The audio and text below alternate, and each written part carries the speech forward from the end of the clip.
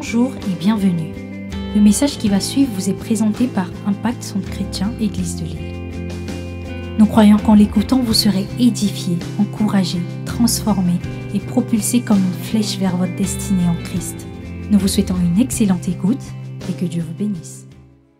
Donc, comme je vous le disais depuis hier, mon rôle pour ces 2 jours, c'est de nous préparer. J'ai changé mon message qui était prévu pour aujourd'hui. Je l'ai changé parce que la priorité, c'est que nous soyons prêts pour recevoir l'onction de la nouvelle dimension. Pasteur Yvan a prêché il y a 2 semaines, nous l'avons écouté dimanche dernier, reçoit l'onction pour une nouvelle dimension. Et nous avons vu ce que l'onction, la bénédiction fait dans une vie. Comment elle change. Comment l'onction a changé Jacob, qui était parti bredouille, qui n'avait même pas un sac, parce qu'il n'y avait pas de sac de voyage à l'époque, qui n'avait pas grand-chose sur lui. Comment l'onction l'a changé en un homme riche et puissant. Puissant. Ce terme puissant est important. Ce qui n'était pas le cas de l'autre qui était riche, qui était Ésaü, qui était riche, mais qui n'était pas puissant. Alors, Jacob a été transformé en une personne riche et puissante. Les disciples, Jésus les a appelés. Jésus leur a dit que je vous donne le pouvoir. Autrement dit, je vous donne l'onction, je vous donne le royaume. Je demande que l'Esprit soit sur vous.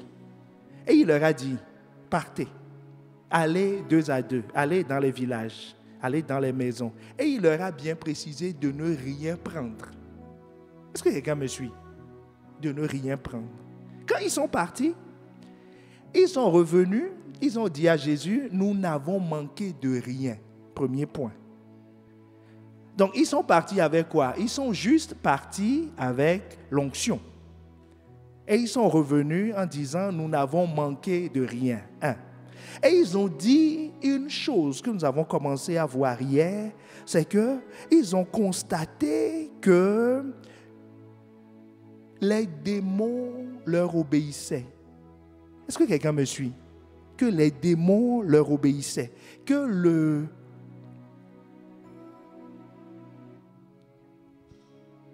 vous voyez, dans le cas de Jacob, c'était les circonstances qui lui étaient soumises. Est-ce que tu me suis? Les disciples, quand ils sont partis, et c'est ça ton héritage, c'est ça mon héritage. C'est l'héritage de Jacob plus ce que les disciples ont expérimenté. Ils disent, nous sommes revenus, nous commandons des démons et ils nous obéissent. Et hier, nous avions vu que c'est des entités qui sont assises sur ton héritage.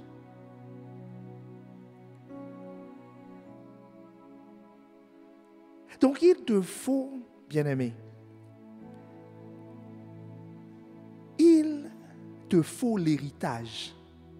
Parce que quand Jacob était perdu, pas déshérité, il était l'héritier, mais n'ayant rien. Quand Dieu est venu le voir, Dieu ne lui a pas dit que tu vois, Ésaü, ton frère là, tu vas voir ce que je vais lui faire ainsi. Dieu ne lui a pas parlé de ça. Dieu lui a dit quoi? Que je vais te donner le royaume. Je vais te donner la terre sur laquelle tu es couché.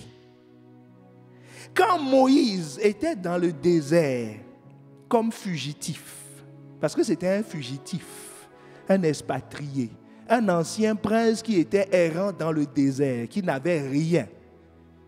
Tu imagines un prince, hein? Un prince d'Égypte qui est transformé en berger.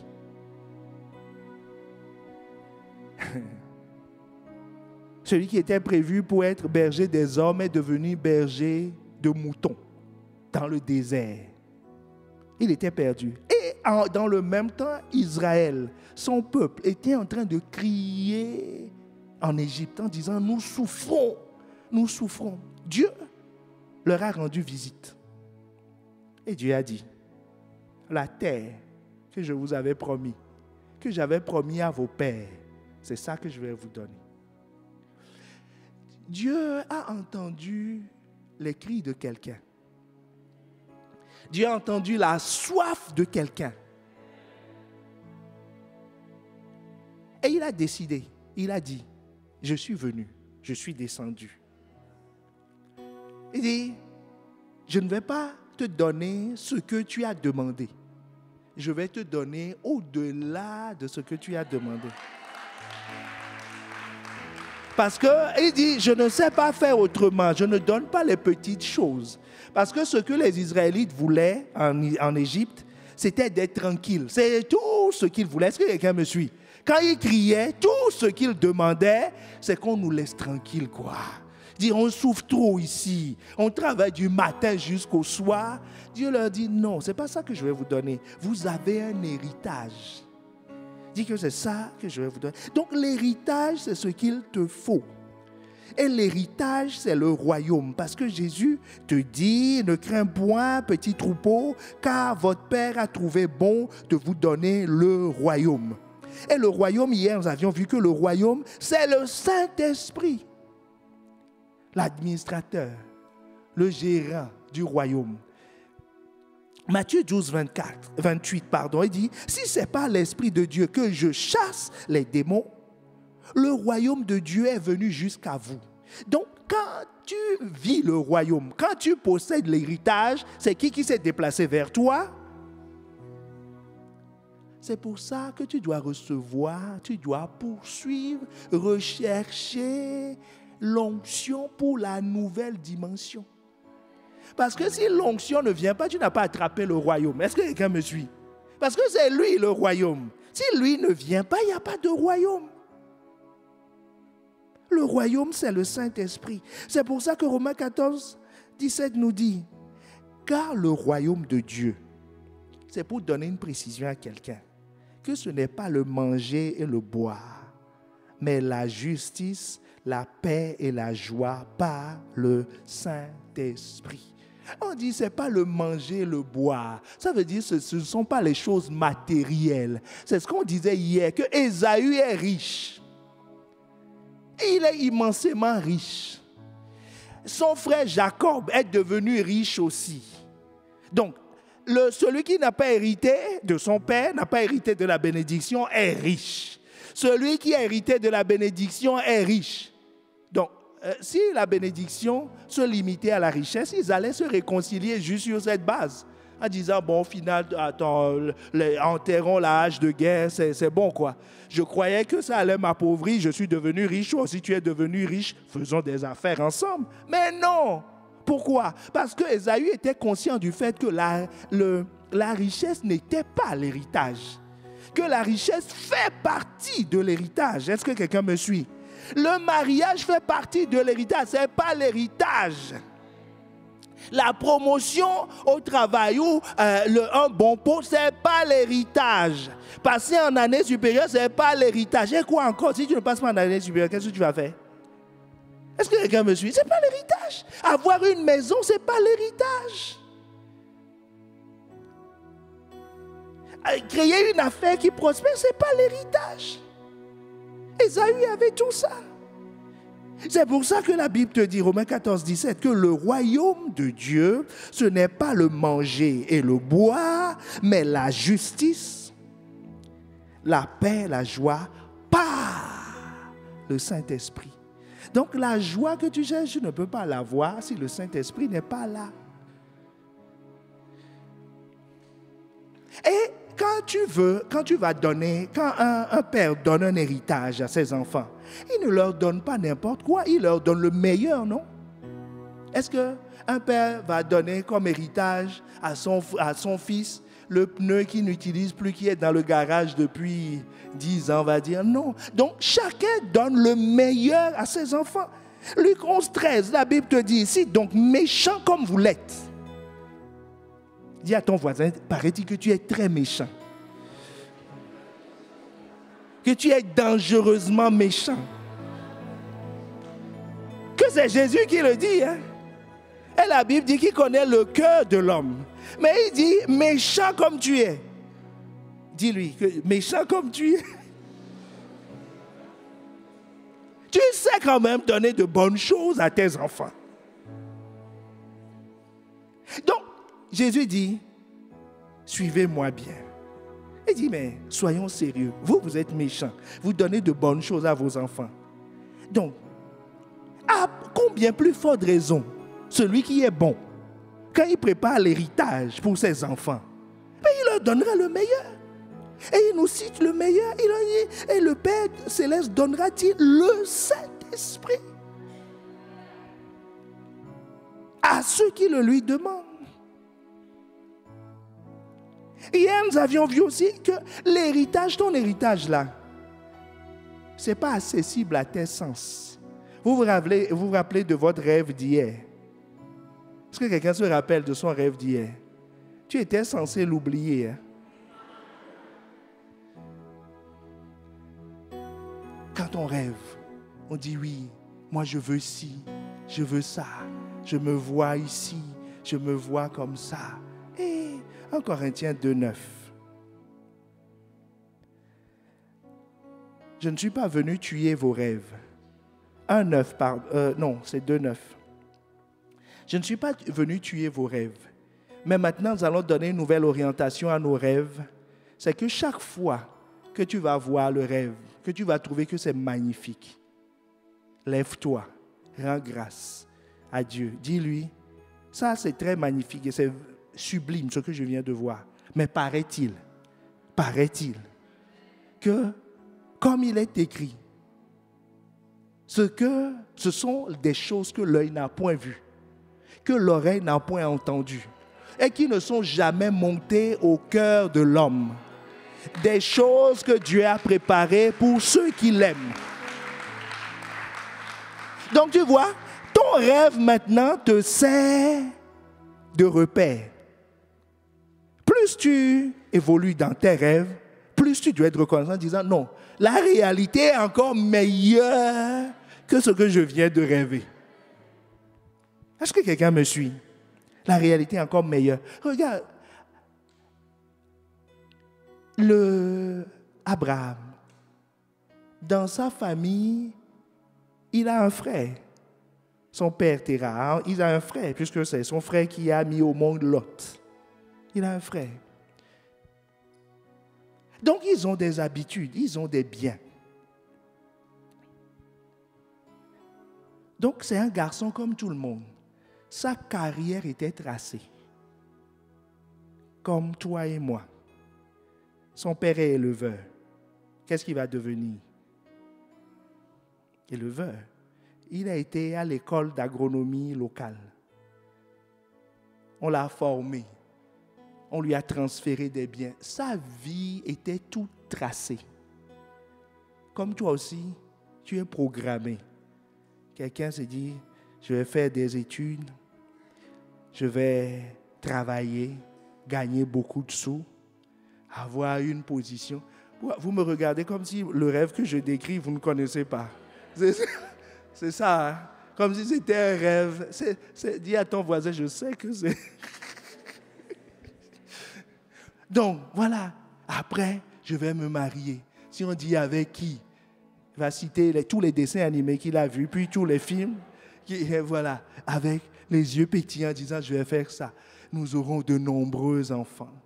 Et nous allons après mourir heureux, après une longue retraite. C'est ça le rêve, non? C'était le rêve d'Abraham à l'époque. C'était un rêve tout à fait normal, une carrière. Bon, pendant l'adolescence, ils vont faire un peu la fête. Voilà, enfin, le truc classique qu'il avait prévu. Mais quand il a rencontré Dieu, il n'a jamais imaginé, même dans ses rêves les plus doux, qu'il va avoir un enfant, qu'il est propriétaire d'un pays, qu'il n'est pas éleveur. Est-ce que quelqu'un me suit? Qu'il est seigneur d'un territoire. Est-ce que tu me suis? C'est ça, ce que l'œil n'a point vu, ce que l'oreille n'a... C'est ça. C'est ça. Quand Dieu l'a visité, Dieu l'a appelé, il dit, mon gars, tu es père de multitudes. Il dit, non, ça, c'est mes brebis qui font ça. C'est eux qui doivent être pères de nombreuses portées. Est-ce que tu me suis? On dit, c'est toi, le père de multitudes. On dit, Dieu lui dit que des nations seront bénies, toutes les nations, pas des nations, toutes les nations seront bénies au travers de toi. Ça, c'est l'éleveur, ça. Imagine l'héritage que Dieu a prévu pour toi.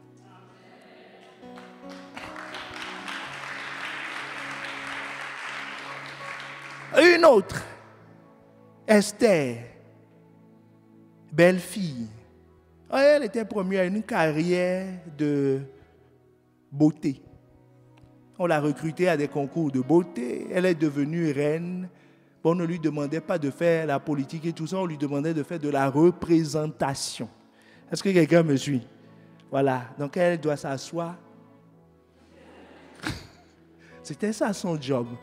Quand le roi dit, présentez aux gens, vous voyez comment ma femme est belle, ainsi de suite. Vous voyez, dans l'histoire, c'est tellement de la représentation qu'on ne parle même pas de ses enfants. Parce qu'elle n'a pas été embauchée pour ça. Est-ce que quelqu'un me suit? C'est de la représentation. C'est une carrière de représentation. C'était pour ça qu'on l'a embauchée. Ça, c'était le plan des hommes. Et elle-même, elle se plaisait dans ce plan. Elle dit, non, mais tu vois, ce roi-là, il me kiffe trop. Dit, de toutes les prétendantes, là, il n'y a que moi. Vous voyez? Une carrière toute tracée. Toute tracée. Mais quand Dieu l'a visitée, son oncle lui a dit, ma petite, tu n'es pas une... Tu es là pour sauver un peuple. Tu sauves les peuples. Il dit, ah bon? C'est ça mon héritage. Je croyais que c'était ma forme, ma beauté. On dit, pour faire, quoi faire? C'est des moyens. Est-ce que quelqu'un me suit? On dit, mais ton corps là, c'est un moyen. Parce que si tu es vilaine, tu ne peux pas rentrer dans le palais. La sécurité, même les chiens vont crier dehors. Ils vont faire waf waf. Elle disait, non, mais ça, c'est pas possible quand même. Pas dans le palais. Mais voilà, elle est rentrée. À cause de quoi? À cause de sa beauté qui lui servait de camouflage. Quelqu'un a pris ses capacités, ses dons, son corps, ces choses-là, pour la chose. Tu as confondu la voiture et la destination. Est-ce que quelqu'un me suit? Ça, c'est la voiture. C'est les transporteurs. Mais sinon, ta destination, c'est l'héritage. Et elle est devenue sauveur d'une nation. Son oncle lui a dit, si tu rates cette nuit-là, si tu ne vas pas plaider pour le peuple, c'est fini pour toi. C'est fini pour toi. Mais ça ne sera pas fini pour toi au nom de Jésus. Donc le Saint-Esprit est le royaume parce que c'est ce que Dieu a de meilleur à te donner. C'est ça l'héritage, c'est ça ton héritage. C'est ça ton héritage. Et nous avions vu hier que l'héritage, la notion d'héritage ne fonctionne que dans une famille. Il faut un lien de sang. Est-ce que quelqu'un me suit? Sinon tout le reste c'est de la donation. Hein? Je peux transférer ce que j'ai donné ma voiture à quelqu'un, ainsi de suite. Ça s'appelle donation. Mais mes enfants héritent automatiquement de ce que j'ai. Dans la parabole du fils prodigue, le père dit, Jésus dit, vous savez, les paraboles, c'est des choses et des vérités cachées depuis la fondation du monde. Et il dit, ce que j'ai est à toi. Donc, si tu es enfant de Dieu, ce que Dieu a est à toi. La France est à toi. L'or est à toi. L'argent est à toi.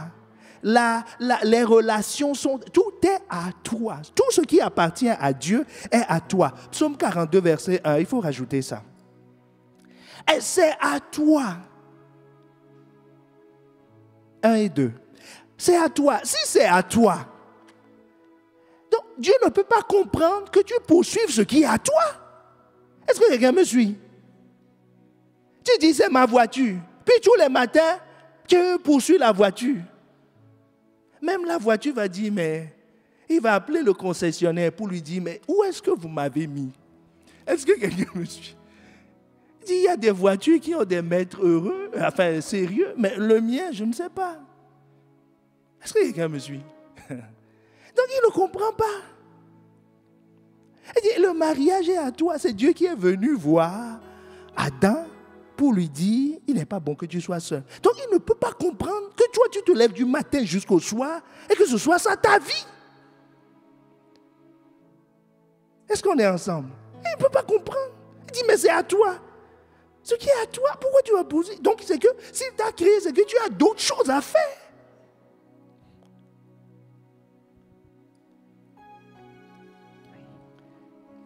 Qui hérite? On a parlé de pères. Et les pères sont dans des maisons, n'est-ce pas? Chaque père a une maison. Et on a dit hier que dans une maison, il y a au moins 3 types de personnes. Dans cette salle, il y a 3 types de personnes. Au moins. Il y a un 4e type dont on ne traite pas ici.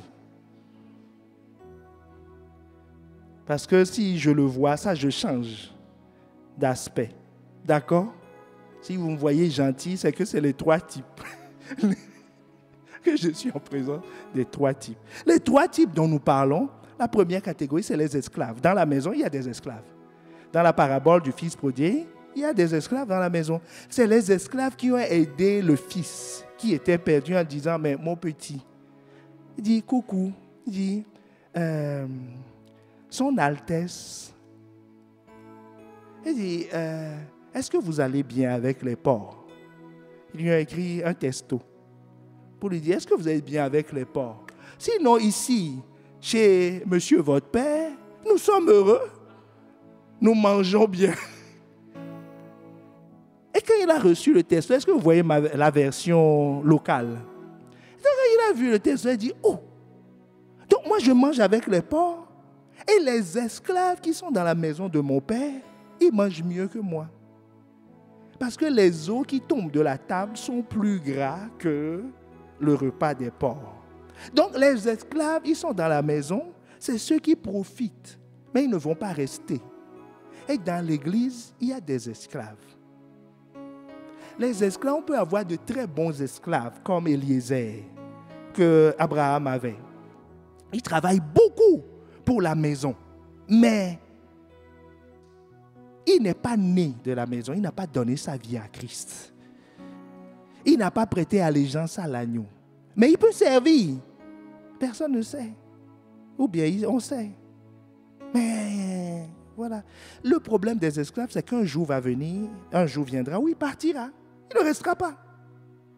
Et la deuxième catégorie, c'est les enfants. Les enfants sont automatiquement qualifiés pour hériter, quel que soit son âge. Un bébé d'1 jour, il suffit qu'il crie, c'est le signe qu'il est vivant. Est-ce que quelqu'un me suit? Dès qu'il sort sa tête, il fait « moi », c'est fini. On écrit « né », tel, c'est fini. Il devient héritier. Les milliards de son père, là, transférés automatiquement. L'esclave qui est là depuis 50 ans, qui balaye la maison, qui a même jeté les couches du bébé, rien. Le jour où le père va mourir, qu'on va partager l'héritage, photo souvenir. Est-ce que tu me suis? Il n'aura rien. Donc les enfants sont qualifiés, mais le problème des enfants, c'est qu'un enfant n'hérite pas. Un enfant ne profite pas des biens. Est-ce que quelqu'un me suit? Le monde contrôle ça. Si mon enfant prend ma carte bleue, même si je lui donne le code, ma fille qui va au distributeur, à la banque, qui met avec sa petite taille et sa forme, qui va au distributeur, met la carte, tape le code et l'argent commence à sortir, un bon conseiller va se lever, va dire petit, montre-moi le nom qu'il y a sur la carte. Tout de suite après, qu'est-ce qui va se passer? J'aurai un coup de fil en disant, il y a quelqu'un ici qui est en train d'utiliser. Pourquoi? Elle ne peut pas jouir du bien tant qu'elle est enfant. Mais toi, à ton âge, avec ta barbe, quand tu prends une carte, tu vas au distributeur, tu mets. Est-ce que quelqu'un te pose une question? Personne ne te pose une question. Parce que tu peux profiter. Donc, il n'y a que les fils qui profitent. Galates 4, le verset 1 à 2. Aussi longtemps que l'héritier est enfant, je dis, j'affirme, qu'il ne diffère en rien d'un esclave, quoiqu'il soit le maître de tout. Mais il est sous des tuteurs et des administrateurs, jusqu'au temps marqué par le Père. Ce que Dieu veut faire dans nos vies, si tu es déjà qualifié, si tu as donné ta vie à Christ, c'est-à-dire tu as dit, je le reconnais comme Seigneur et Sauveur, je me soumets à lui, c'est-à-dire je me mets dans sa maison, je suis né de lui parce que j'ai accepté sa parole. Si tu fais ça, tu deviens enfant. Si tu ne le fais pas, tu es esclave. Quelle que soit ta durée dans la maison et quel que soit le profit que tu as. Joseph, à un moment dans sa vie, était esclave chez Potiphar. La Bible nous dit que Potiphar laissait tout entre ses mains, sauf sa femme. Mais sa femme lui-même s'est proposée à lui. Donc, l'esclave, est-ce que tu me suis? L'esclave avait tout. Ne vois pas l'accès que tu as en disant « je prie, je suis exaucé ». Il fait lever son soleil sur les bons et sur les méchants. Ne dis pas que, non, moi j'évolue dans les études, je vais de réunion en réunion. Regardez comment ça marche. Non, un esclave peut tout avoir. Joseph avait tout, sauf la femme. Et s'il voulait, il allait avoir aussi. Tout, donc, tout. Mais c'était un esclave. Ça veut dire qu'un jour, quand Potiphar va mourir, tout ce qu'il a là, partira. Et le pire, pourquoi il ne faut plus être esclave? Le pire, c'est que ton héritage ne te concerne pas que toi. Est-ce que quelqu'un me suit? Ça ne concerne pas que toi. L'homme de bien, nous dit la Bible. Si on peut me trouver la référence. L'homme de bien laisse un héritage aux enfants de ses enfants. L'homme de bien. Ce n'est pas ce que tu vas transmettre à tes enfants. C'est ce qui va arriver à tes petits-enfants qui fera qu'on dira que tu es un homme de bien. Donc, tu dois absolument avoir un héritage à transmettre. Sinon, si tu es esclave, ça veut dire que tu n'as rien à transmettre. Rien du tout. C'est-à-dire, tous les profits que tu vas avoir vont mourir avec toi. Même si tu es enterré dans un cercueil en or, à côté du grand chef, le milliardaire, ainsi de suite, tout ça, ça s'arrête à toi. La génération qui suit doit recommencer à zéro. Et ils vont te maudire. Dis, mais il n'a rien laissé. La Bible dit, l'homme de bien laisse un héritage aux enfants de ses enfants. Pour qu'ils disent. Donc, pour recevoir le Saint-Esprit, bien-aimé, cette nouvelle dimension ne concerne pas que toi, concerne les générations qui sont derrière toi.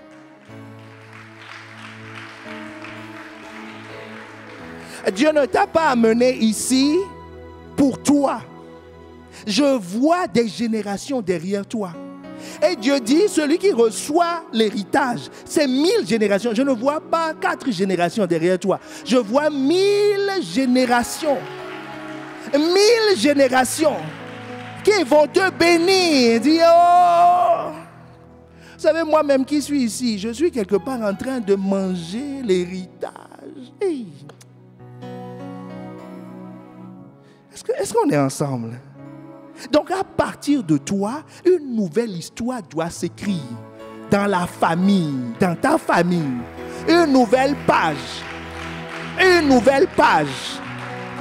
Comme on a dit de Jésus, vous voyez, Jésus, c'est une nouvelle page. C'est l'an 0. Jésus, c'est l'an 0. On dit avant Jésus-Christ et après Jésus-Christ. Il faut que toi aussi, qu'on dise avant tonton tel, avant tata tel, que notre famille a changé, que notre vie a radicalement changé, Qu'avant, voilà les choses qui se passaient. Maintenant, voilà. Que tu sois l'an zéro de ta famille.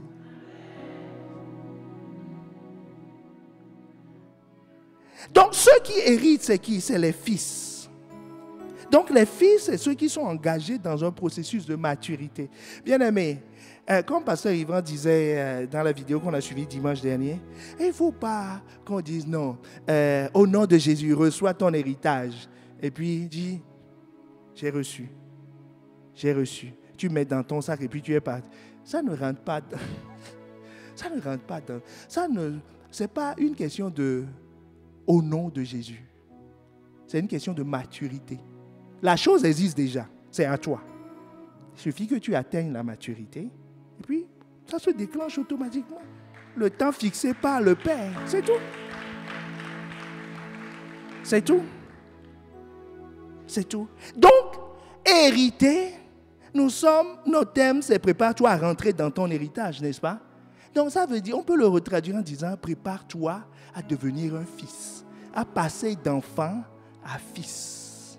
Et c'est un processus. Donc, si c'est un processus, ce n'est pas quand tu auras tout fini que tu vas hériter.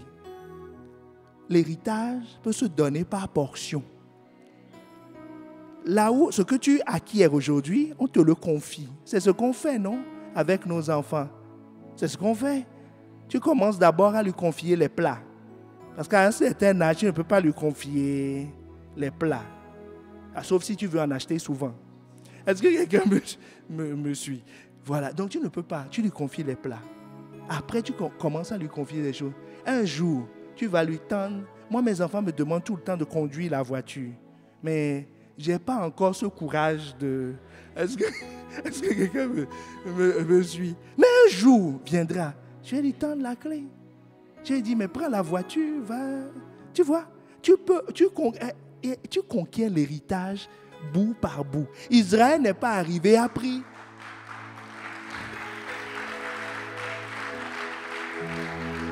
Bout par bout.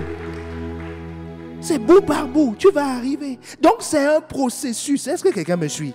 C'est un processus. Et c'est de ça dont nous allons parler. Et ce processus-là, en fait, je te dis, mon objectif aujourd'hui, c'est de t'amener à te préparer pour ce qui va se passer demain et qui va se passer après-demain. Pour que ton vase soit prêt. Pour ne pas qu'on dise, on va déverser l'huile. L'huile est là et puis tu dis, oh, moi j'ai qu'un petit verre. Hey, la parabole des vieilles, personne ne passe de vase à l'autre. Hein. Ah Seigneur, on n'a pas le temps de rentrer dedans. C'est une loi en Israël, c'est interdit. L'héritage ne se partage. Tu ne peux pas partager ton héritage. C'est de lignée, c'est dans la lignée. Les enfants de tes enfants. Lévi ne peut pas prendre son héritage et dire, bon, nous, on veut partager. Hein? Partageons. On prend l'héritage, on donne à quelqu'un d'autre. Non, non, non, non. Tous ceux qui l'ont essayé sont morts. C'est des gens comme Saül, qui ne sont pas lévites, qui un jour ont dit on va faire le sacerdoce. Donc prends l'héritage de Lévi. Dieu les a, tu vois, non? Vite fait, parce que c'est un changement d'héritage. Donc, ce dont on parle là, c'est individuellement que tu vas t'inscrire dans le processus. Et quand tu vas l'acquérir, tu pourras le transmettre à tes enfants. L'expliquer à tes enfants, que ce soit tes enfants naturels ou tes enfants spirituels, tu vas leur transmettre. Et ça, eux aussi, ils vont transmettre. Et les générations vont bénir Dieu pour ta vie. Donc, comment acquérir l'héritage? Le titre de mon message, c'est 3 habitudes de ceux qui héritent. C'est les habitudes de tous ceux qui sont dans le processus. Si tu vois quelqu'un qui a ces 3 habitudes, il est dangereux. Pour l'ennemi, pas pour toi. Et il est extrêmement dangereux. Ça veut dire que c'est un conquérant. Ça veut dire qu'il est en train de prendre un bout du territoire. Il grignote, il grignote, il avance dans son héritage. Vous savez, chaque fois, et vous allez voir, nous préparons pour recevoir l'onction, n'est-ce pas? L'onction. L'onction, c'est l'esprit. L'esprit ne vient jamais quand la parole n'a pas précédé. Celui qui n'a pas reçu la parole ne peut pas recevoir l'esprit. L'esprit, c'est pas... Non, c'est pas ça. L'esprit, la parole doit être assise en toi. Tu dois accepter une parole. Est-ce que quelqu'un me suit? Ézéchiel 2, le verset 1 à 2. Il me dit, fils de l'homme, tiens-toi sur tes pieds et je te parlerai. Autrement dit, c'est ce qu'on est en train de faire. Nous sommes au verset 1 là aujourd'hui. Il me dit, fils de l'homme, tiens-toi sur tes pieds et je te parlerai. Dieu m'a envoyé aujourd'hui pour te dire, tiens-toi sur tes pieds, prépare-toi, je te parlerai. Verset 2. Dès qu'il m'eut adressé ces mots, l'esprit entra en moi et me fit tenir sur mes pieds. Il était déjà debout. Est-ce que tu vois la chose? Il était déjà debout. Il avait déjà quelque chose.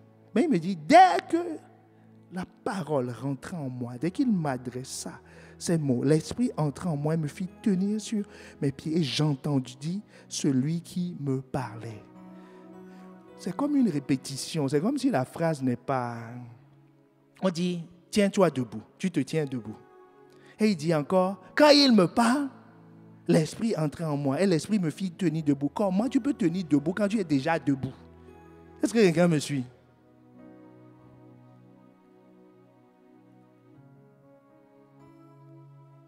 Donc ça veut dire que c'est autre chose. Il va maintenir tes pieds sur le rocher comme une biche. C'est ce qu'il est en train de dire. Que tu es inarrêtable, inattaquable. Personne ne peut te déplacer de ta position. Parce que l'héritage, c'est ça. Quand on te donne l'héritage, personne ne peut te déplacer de ta position. Ce que Dieu a donné, déjà tes dons et tes talents, c'est Dieu qui a donné. Il dit, il ne s'en répand pas. Personne ne peut te les enlever.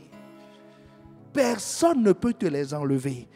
Donc ça veut dire qu'il va te faire tenir de façon ferme. Et il dit, deuxième chose, j'entendis celui qui me parlait. C'est-à-dire, ce que j'ai entendu, je commence à comprendre.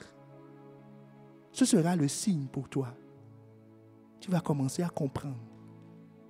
Quand on dit comprendre, tu vas commencer à comprendre ta position. Tu vas commencer à comprendre qui tu es. Tu vas commencer à comprendre ce que Dieu attend de toi. Tu vas commencer à comprendre là où Dieu veut t'amener. Tu vas commencer à comprendre qui tu es. Esther, quand elle a expérimenté ça, elle a commencé à comprendre qu'elle n'est pas juste là pour faire de la représentation, qu'elle est là pour sauver un peuple. Quand Moïse a compris ça, elle s'est dit, ah non, non, non, non. Il s'est dit, non, non, non, je suis un libérateur. Je ne suis pas un prince de l'Égypte. Hébreux 11 nous dit, il a renoncé à son héritage.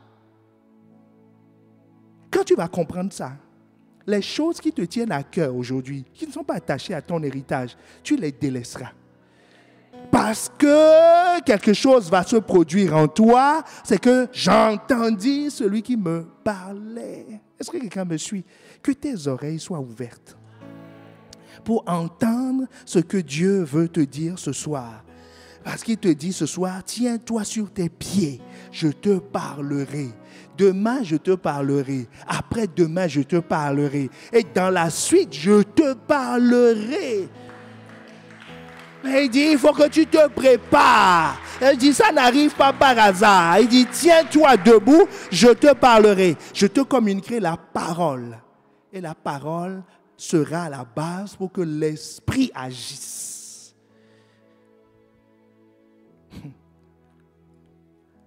Notre texte de base sera Deutéronome 5, le verset 1.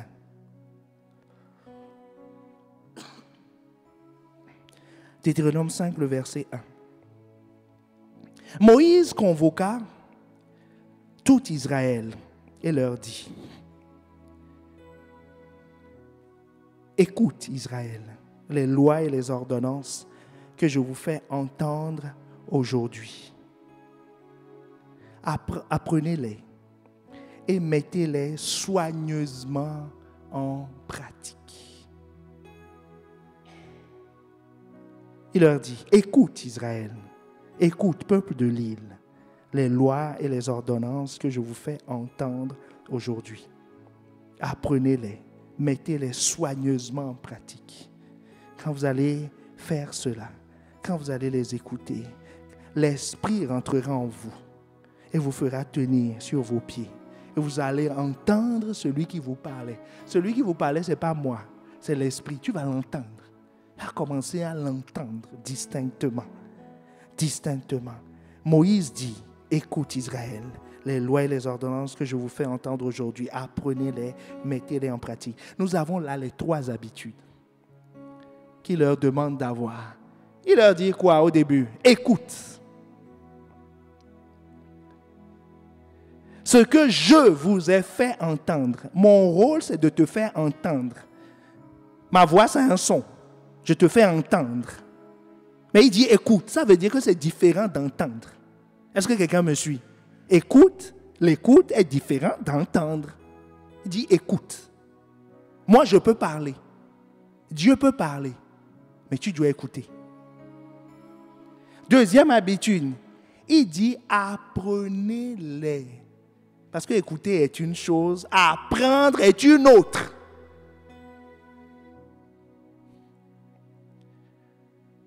La troisième chose, il dit mettez-les soigneusement en pratique. Est-ce que quelqu'un voit les 3 habitudes? Écoute, apprends, mets en pratique. Écoute, apprends, mets en pratique. Écoute ne suffit pas. Apprendre ne suffit pas.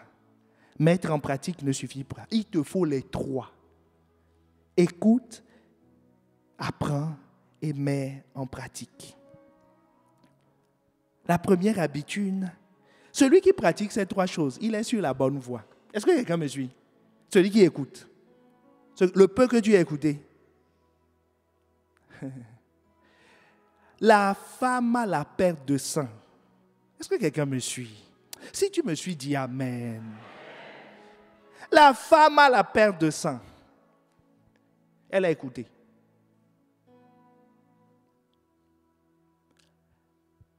Il y avait un géant qui était assis sur son héritage, n'est-ce pas? Elle était malade, mais le libérateur était là. Son héritage, c'est la guérison, mais elle était malade.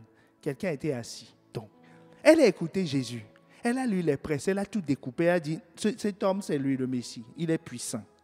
Elle a appris, elle a étudié, elle a fait des enquêtes pour voir comment on peut l'approcher, par où il passe, ainsi de suite.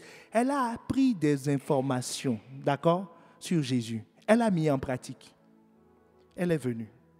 Elle a touché le pan de sa robe. Instantanément, sans la permission de Jésus. Est-ce que tu me suis? Sans la permission de Jésus, une puissance est sortie de Jésus. Donc, si tu fais ces 3 choses-là, tu vas posséder le pays. C'est pour ça que je te dis, c'est les habitudes de ceux qui héritent. Et ils sont sur le chemin. Quand ils ont ça, ils sont sur le chemin. Jacob avait ça. Il a écouté son père. Il a écouté sa mère. Il a écouté Dieu sur le chemin. Il a appris les voies de Dieu chez Laban. Il a mis en pratique. Il a obtenu son héritage.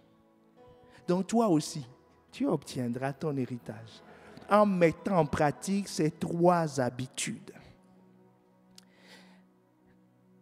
Qu'est-ce que ça veut dire écouter? Et écouter qui? Matthieu 17, le verset 5. Comme il parlait encore, une nuée lumineuse les couvrit. Et voici une voix fit entendre de la nuée ces paroles.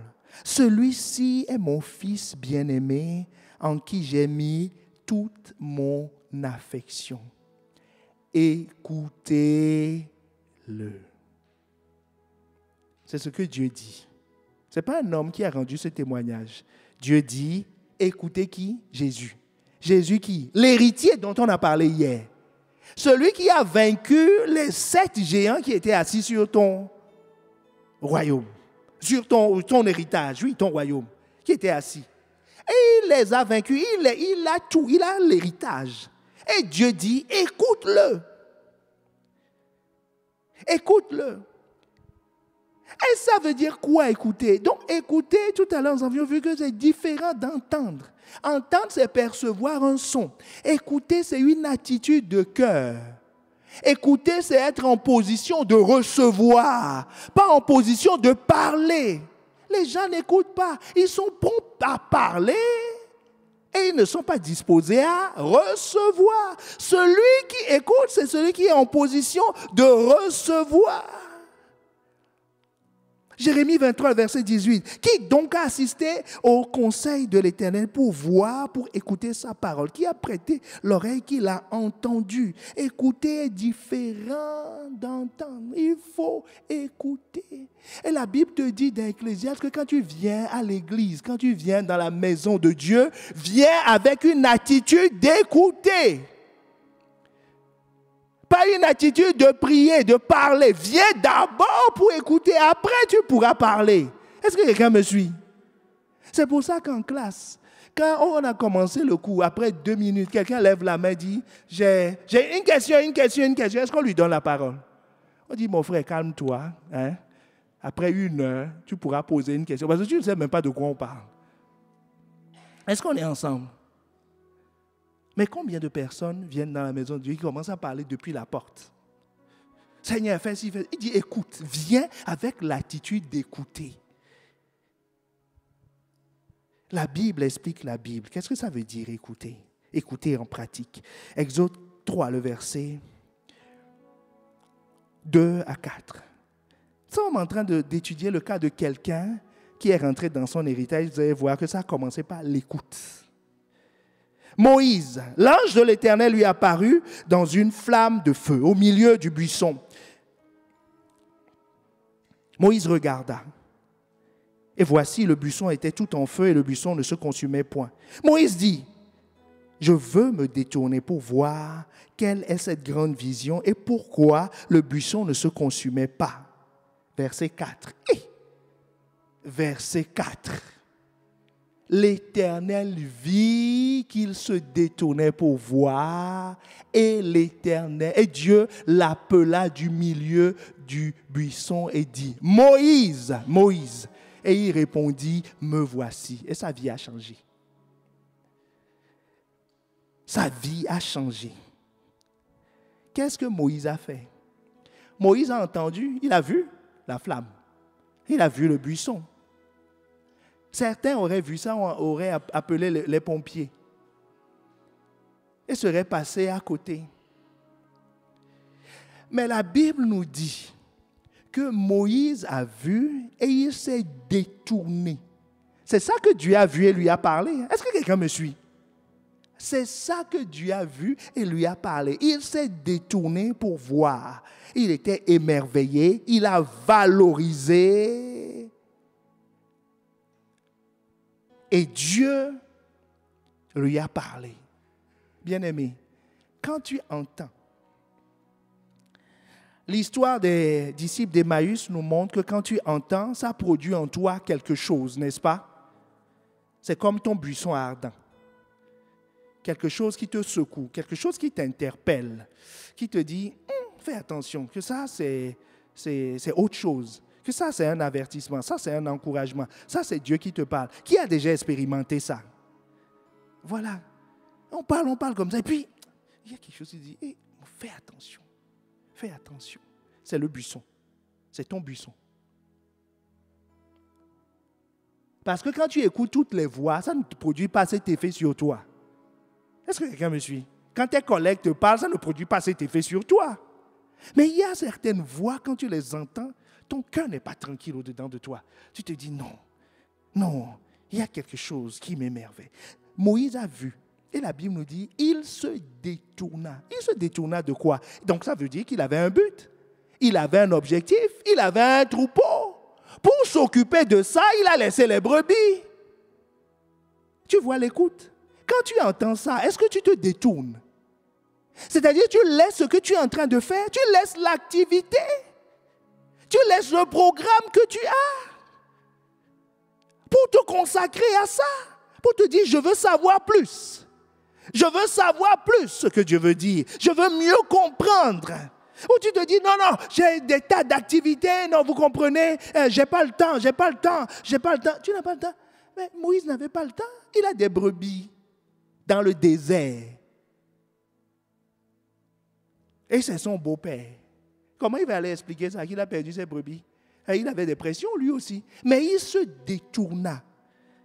Il a valorisé ce qu'il a émerveillé. Dans cette saison, les 3 habitudes, l'interpellation du Saint-Esprit, il faut valoriser.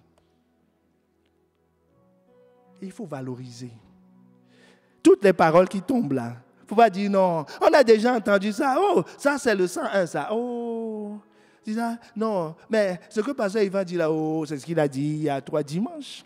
Non, que ce bout de phrase, oh, je l'ai entendu chez pasteur Sano, on connaît. Il y a une femme qu'on avait rencontrée à un pas de conférence il y a quelques années, qui faisait son programme. Il dit non, pasteur Marcelo, lui, c'est la sanctification. Cet après-midi, non, l'autre, c'est ceci. Non, moi, j'ai pas le temps. Il dit, pasteur Karambiri, oui, lui, je viendrai. Puis pasteur Yvan, l'adoration, il dit, ça fait 3 buissons ardents. Elle est en train de slalomer entre les buissons ardents au lieu de prendre une chaise et de s'asseoir. Le fait de se détourner, il y en a, ils n'ont pas d'église. Et ils n'ont pas de berger. Leur berger, c'est YouTube. Selon la playlist qui leur est suggérée. Ou Facebook. Les Facebookers, équeuses professionnelles. Voilà. En fait, se détourner, c'est que tu prêtes ton attention et tu laisses ce que tu as au programme pour venir t'asseoir. C'est ce que Moïse a fait. Il s'est détourné, il a laissé les brebis. Il dit, hé, brebis, bougez pas, il y a quelque chose ici. Il dit, c'est quoi ce buisson? Il s'intéresse au buisson. Et la Bible nous dit, verset 4, que Dieu a vu ça. Dieu a vu, tu vois, Dieu voit l'intérêt que tu portes à la chose pour te donner son esprit. C'est tout. Est-ce qu'on est ensemble? Donc, l'écoute vient d'entendre, n'est-ce pas? Si tu n'entends pas, tu ne peux pas avoir d'écoute. On est d'accord. Mais l'oreille ne choisit pas ce qu'elle entend. Est-ce que tu peux fermer ton oreille? Tu peux mettre tout ce que tu veux. Si on sort une arme à feu, on dit, pouf, maintenant, tu vas entendre un petit. Tu ne peux pas fermer ton oreille. Donc, ça veut dire que si Dieu veut, si Dieu sait qu'il veut que tu écoutes, il veut que tu écoutes, ça veut dire qu'il va te faire entendre. S'il va te faire entendre, il va te placer dans le milieu où on émet les sons qu'il veut que tu écoutes. C'est pour ça que nous disons que le fait que tu sois ici en train de m'entendre, ce n'est pas un hasard. Ce n'est pas parce que tu as vu la lumière que tu es rentré. Ou ce n'est pas parce que tu as reçu un texto que quelqu'un t'a invité, ainsi de suite. C'est le Saint-Esprit qui t'a invité.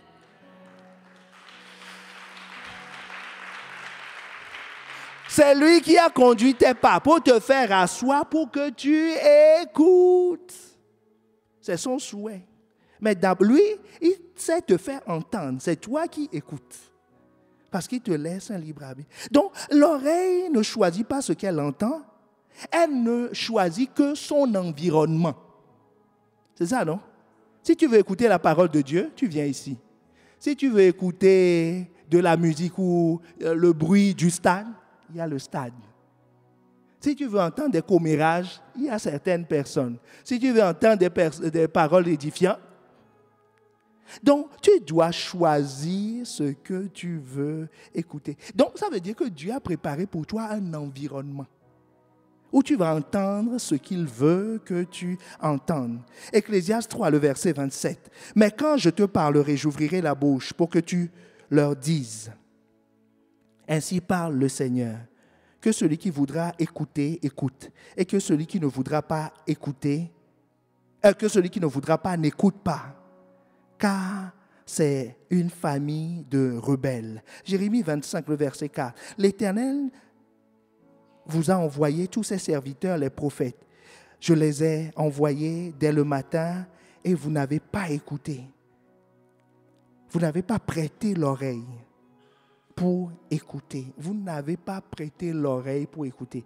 Dans cette saison, que Dieu nous fasse la grâce de prêter l'oreille pour écouter, de voir et de se détourner de ses projets, de ses habitudes, des choses, des limitations. Détourne-toi, valorise, focalise-toi pour écouter. Ne laisse passer aucune parole. Aucune parole, parce que ça commence là-bas. Les gens se disent non, tu sais, dans la vie, la question à laquelle nous répondons maintenant, c'est qui écouter? Et ils ont dit non, dans la vie, tu sais, il faut écouter tout le monde. Il faut écouter tout le monde. C'est dire comme quelqu'un, je vous ai compris. Est-ce que vous voyez de qui on parle? Non, je vous ai compris. Voilà, j'écoute tout le monde. Il faut aller taper sur Internet qui a dit, je vous ai compris. Je vous ai compris. D'accord? J'écoute tout le monde. Non, Dieu ne te demande pas d'écouter tout le monde. Il y a des personnes privilégiées qu'il faut écouter. Ce n'est pas ta femme. Ce n'est pas ton mari. Ce n'est pas ton tuteur. Regarde, il y a quelqu'un qui a fait une proposition à Abraham d'envoyer d'autres personnes. Luc 16, le verset 27 à 31. Le riche, on va commencer à partir du verset 29. Non, on va tout lire. On va tout lire. Le riche dit, je te prie, Père Abraham, d'envoyer Lazare dans la maison de mon père, car j'ai 5 frères. Parce que c'était chaud en enfer.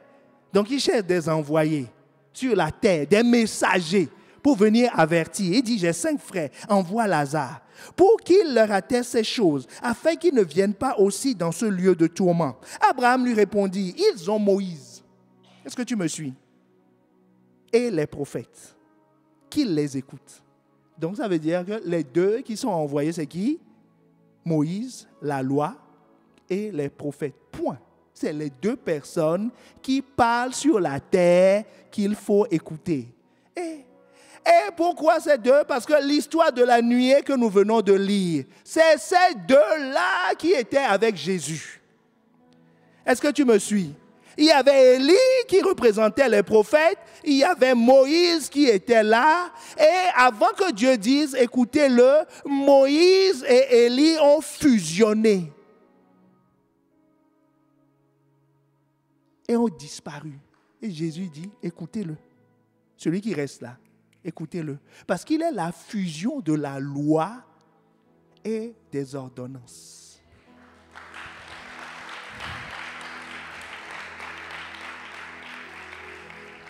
Donc, ce n'est pas la peine d'écouter. Ça veut dire que si tu n'as pas Jésus, sous ces deux formes, prophète et Moïse, c'est-à-dire quelqu'un qui te donne la loi, tu n'es pas en train d'écouter les bonnes personnes. Est-ce que quelqu'un me suit?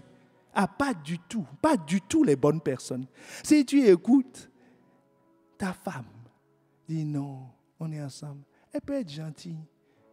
Non. Si tu écoutes ton mari, je ne demande pas à ma femme de m'écouter.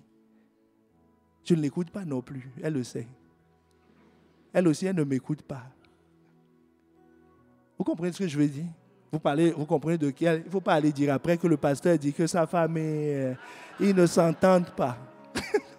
Ce n'est pas de ça dont on parle. L'héritage dont on parle vient de Dieu. C'est Dieu qui va te conduire là-bas. Et il va te parler, il va te donner des directives. C'est lui qu'il faut écouter. C'est lui qu'il faut écouter. Et personne d'autre. Et sur la terre, il a 2 manifestations. Moïse et prophète. Point. C'est tout. Comment on sait que le prophète est un vrai prophète? Il dit, ce qu'il dit, j'accomplis. Dieu manifeste. Comment on sait que Moïse est un vrai Moïse et pas un faux Moïse? Ce qu'il dit est point. Si ça ne vient pas d'ici, et si ça n'a pas été attesté, c'est faux. Ce n'est pas celui-là qu'il faut écouter. Donc ça veut dire que chaque fois que tu dois écouter quelqu'un, Dieu fait comme dans le buisson ardent. Il entoure la personne de signes, des choses extraordinaires. Une branche qui ne brûle pas, des choses, des signes. Comme Dieu est en train de nous donner des signes. Est-ce que tu me suis? Ce que nous vivons là, c'est des signes. C'est un buisson qui ne brûle pas. C'est un buisson qui ne brûle pas. Donc tu dois détourner ton attention et dire, il y a quelque chose qui se passe ici. Que c'est la saison de se connecter maintenant avant que les inscriptions soient... Est-ce que quelqu'un me suit? Dieu veut que tu écoutes. C'est la première habitude. Tu dois devenir un expert en écoute. Tu entends la parole de Dieu. Tu dis, ça c'est Moïse qui parle. Je me détourne. Là, on dit lundi, j'ai dit à Pasteur Yves, même si c'est à 6 heures du matin, tout ce que je te demande, préviens-nous 5 minutes à l'avance pour qu'on déroule le tapis, qu'on balaye devant et qu'on ouvre la porte. Nous sommes là. Quand ils sont allés, quand Pierre est arrivé chez Corneille, ils n'ont pas fait beaucoup de phrases. Corneille, quand il a pris le micro local, tu vois, non? Il a dit, apôtre, parle. Parle. Dis ce que Dieu t'a mis à cœur. C'est la seule phrase sensée qu'il faut faire. Dis, parle. J'écoute. Pas parle, j'entends. J'écoute. C'est-à-dire, je reçois. Je reçois ce que tu dis comme étant l'instruction divine. Comme étant, dis, je reçois. Pas, c'est la seule phrase sensée qu'il faut faire. Parle, car ton serviteur écoute. Et la Bible nous dit, pendant qu'il parlait, il disait, tu vois, c'est pour ça que tu as la permission, quand tu entends la parole, que ça te secoue. Voilà, d'exprimer ton... Il disait... Et puis quelqu'un a commencé à parler en langue là-bas. Et l'autre... Pourquoi? Ézéchiel 2, verset 2.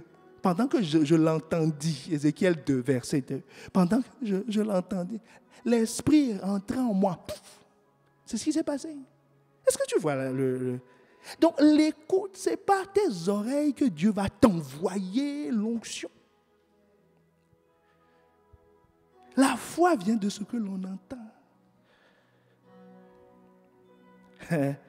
La deuxième habitude, rapidement, est-ce que quelqu'un est béni?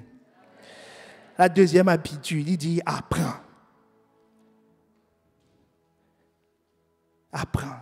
Proverbe 1, le verset 23. Tournez-vous pour écouter mes réprimandes. Ici, on parle de réprimande. C'est quelque chose qui, réprimande, ça veut dire, on te pousse à changer. C'est ce que tu as entendu. Est-ce que quelqu'un me suit? Voici, je répandrai sur vous mon esprit. Je vous ferai connaître mes paroles. Apprendre veut dire tu vas acquérir de nouvelles connaissances.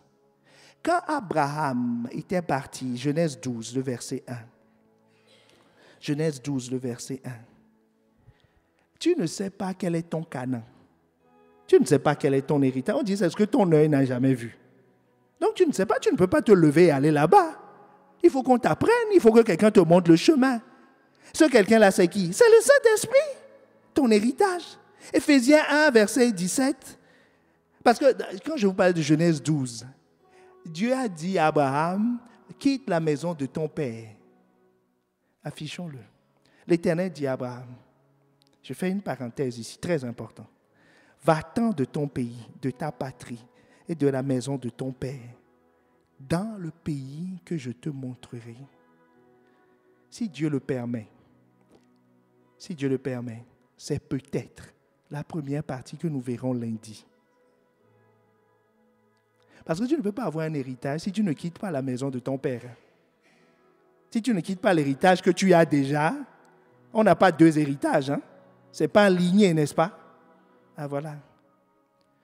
Il y a une puissante révélation derrière. Certains n'arrivent pas à hériter parce qu'ils n'ont jamais... Ils sont chrétiens, hein? Ils ont donné leur vie à Christ. Mais ils ont déjà un héritage. Et ils veulent avoir l'héritage. Dieu dit, mais tu ne peux pas avoir deux. Tu en as déjà là-bas. Regarde-le. Il dit, non, pourquoi on ne peut pas prendre ça? Il dit, la loi l'interdit. Tu es né de combien de personnes? Ton père naturel est de Dieu. Tu veux hériter chez ton père naturel avec les habitudes, les vaines manières de vivre, hériter de là-bas. Et puis en Dieu aussi hériter des bénédictions, c'est-à-dire les vaines manières de vivre là-bas. Et puis en Dieu, la prospérité, la santé, la guérison, la protection, chasser les démons. Et puis de l'autre côté, toutes les habitudes de l'autre côté. Il dit non, il faut que tu choisisses ton héritage. Bien-aimé, il y a une puissante révélation. Et Dieu va libérer des vies. Donc, non seulement toi-même viens, mais invite. Dis-lui, je t'en supplie, je te paie le taxi, tout ce que tu veux, le métro, tout ce que tu veux, je te porte sur mon dos, je viens te déposer, tout ce que tu veux. Mais tu as besoin de quitter la maison de ton père pour hériter. Je ferme la parenthèse. Mon point ici, c'est de dire, donc il faut prier pour que ce soit le cas, le sujet abordé. Tout dépend de ce que nous demandons. On garde le verset affiché. Il dit, dans le pays que je te montrerai. Donc, tu ne connais pas le pays. C'est ça le point. Donc, c'est Dieu qui va te l'apprendre. Et qui va te l'apprendre, le Saint-Esprit. Éphésiens 1, le verset 17 à 18.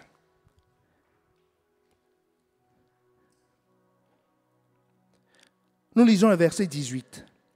Et qu'il illumine les yeux de votre cœur pour que vous sachiez, que quelqu'un dise vous sachiez. Il faut que vous sachiez quelle est l'espérance qui s'attache à son appel.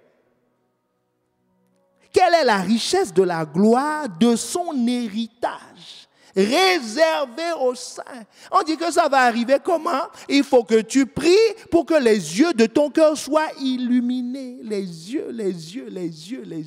C'est-à-dire qu'ils t'apprennent, qu'ils te montrent, qu'ils t'indiquent la direction, comment tu vas faire pour atteindre là-bas. L'apôtre Paul, c'était un apôtre. Il lui a indiqué la voie, il a sauvé à Damas, il l'a ramené à Jérusalem, il est parti en Arabie, il est revenu, il servait à l'église d'Antioche, il était prophète et enseignant. Puis un jour, le Saint-Esprit est venu, il a illuminé les yeux de son cœur, il a dit, Paul, Silas, mettez-les-moi à part pour la mission à laquelle je les ai appelés. Ils sont rentrés dans leur destinée. Deux minutes avant, personne ne savait que ces deux apôtres qui étaient assis là. 2 minutes après, tout le monde a vu que le Saint-Esprit a dit. Et quand ils sont partis, les signes et les épîtres, 13 épîtres, sont sortis de lui. Les Timothées sont sortis de lui, des églises sont sorties de lui. C'est un apôtre. Dieu a confirmé sa parole. Il confirmera la parole que tu as entendue. Et il confirmera l'illumination qu'il aura apportée. Le monde verra. Jésus dit, il faut l'écouter. Dieu dit de Jésus, écoutez-le, c'est mon fils. Écoutez-le. Écoutez-le. Donc, apprenez de lui. Apprendre veut dire quoi? C'est acquérir des connaissances et des compétences. On dit acquérir. Donc, tu ne les avais pas avant. Est-ce que quelqu'un me suit? Tu ne les avais pas avant. Qu'est-ce qu'il faut apprendre? Deutéronome 4, le verset 10. Souviens-toi du jour où tu te présenteras devant l'Éternel, ton Dieu à Horeb. Lorsque l'Éternel me dit, assemble auprès de moi le peuple. Je veux leur faire entendre mes paroles afin qu'ils apprennent à me craindre. Vous voyez, entendre afin que. On n'apprend pas sans avoir entendu. Il y a une suite logique. Tu écoutes d'abord et tu apprends ensuite. Et qu'ils apprennent à me craindre tout le temps. Donc c'est ça le chapitre de l'apprentissage. Ce que Dieu va t'enseigner, ce qu'il veut que tu apprennes, crains-le, c'est tout. Crains-le, c'est tout. Nous avions déjà dit dans une autre série, craindre, ce n'est pas avoir peur de Dieu. Les enfants, non, ce n'est pas bon qu'un enfant ait peur de ses parents. Ce n'est pas bon. Il ne doit pas avoir peur. Craindre veut dire qu'il tienne compte, qu'il se rappelle qu'il y a des limites. Je n'ai pas peur de la police, mais je crains la police. Quand je vois une limitation à 90, je tiens compte. Est-ce que tu me suis? Quand Dieu dit « ne va pas dans telle direction », le craindre, c'est tenir compte. Donc ça veut dire que ce que tu as entendu ici, apprendre le chapitre principal, ce que Dieu veut que tu apprennes, c'est que ce que Dieu t'aura dit, tiens-en compte. S'il te dit que tu ne m'aimes pas assez, ça veut dire tiens-en compte, aime-le. Est-ce que quelqu'un me suit? S'il te montre que dans ta vie, ce que tu fais là, ce n'est pas bien, la crainte, c'est d'en tenir compte.